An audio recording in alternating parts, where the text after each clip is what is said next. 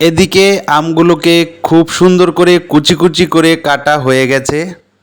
ভর্তা খাওয়ার জন্য নিয়ে নিলাম দুটো শুকনো মরিচ, কিছু শস্য বাটা এবং কিছু চিনি।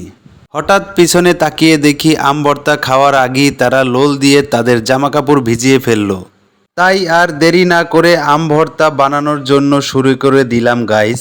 কারণ আরেকটু দেরি হয়ে গেলে আবার কোনটা শুরু হয়ে যায় কে জানে। একটা কথা বলতে একেবারেই ভুলে গিয়েছি গাইস।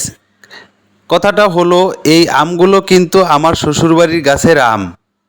আর শ্বশুরবাড়ি মধুর হাড়ি এই কথাটা কিন্তু আমরা সবাই জানি। তবে নিত্যি গেলে গাইস আর বলতে পারবো না। এ কথাটা আপনারা কমেন্টেই জানিয়ে যান যে প্রতিদিন গেলে কি সমস্যা হতে পারে।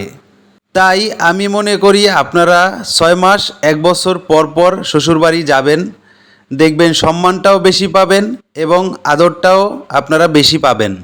এদিকে ভর্তা বানানো পুরোপুরি শেষ পর্যায়ে।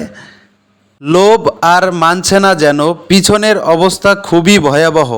এরা তো লোল দিয়ে সব মাইখা ফালাইতেছে, এরা আম খাইবে কখন। অবশেষে অনেকটা অপেক্ষার পরে গাইস আম ভর্তা আমাদের সামনে চলে আসলো।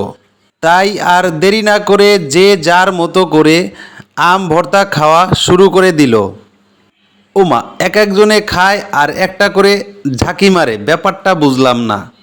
ভর্তা কি আসলে টক হয়েছে? ওমা, এও তো ঝাঁকি মারলো আরেকটা। আসলে আম ভর্তাটা অনেক মজার হয়েছে গাইস, যেটা আপনারা প্লেট দেখেই বুঝতে পারতেছেন। আরিয়ান তো প্লেটটাকে একেবারে চেটে পুটে খাইছে এবং মজা করছে অনেক। এদিকে আলিফার অবস্থা দেখেন, সে তো হাতটাকে একবারে চেটে পুটে খাইতেছে। ভিডিওটি ভালো লাগলে লাইক করে দিবেন, শেয়ার করে দিবেন, কমেন্ট করবেন।